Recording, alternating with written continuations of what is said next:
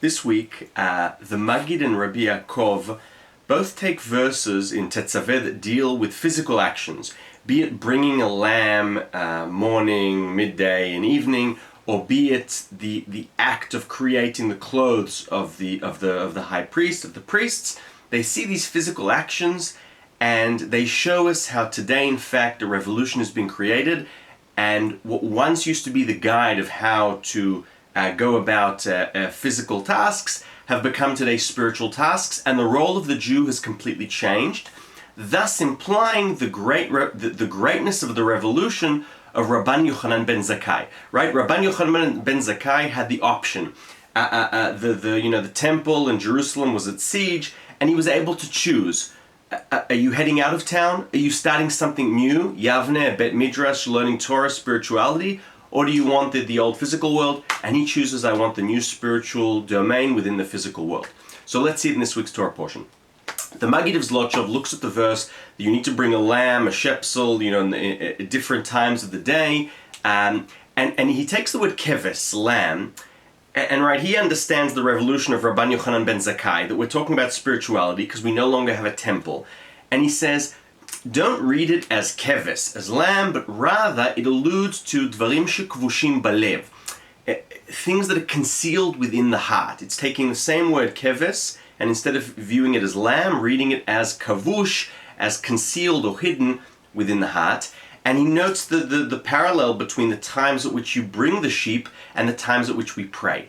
And what's his lesson for us? Understand from this that when you pray, you need to pray slowly. It's like what he spoke about last week. You need to pray slowly because the role of prayer is to fix all of those things concealed in your heart that you're not so proud about. So that's the Maggid, what he does with Rabban Yochanan ben Zakkai's revolution.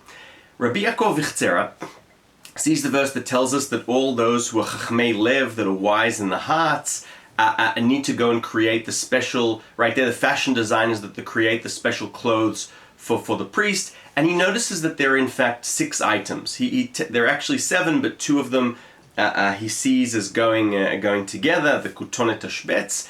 And he says, when you read this verse talking about supposedly creating the clothes, he says, I see these 6 items as symbolizing the 6 books of the Mishnah.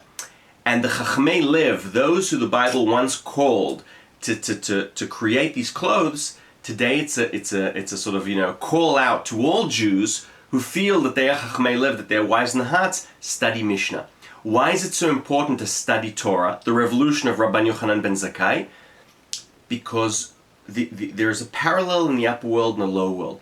And when we, what used to happen is when we created the clothes of the Bet Mikdash, of the priest, they actually supposedly created the clothes of the parallel priest up in the heavens, Michael, supposedly because the idea is that actions here have ramifications above, which then pour down abundance, blessings to us. And today that has become us studying.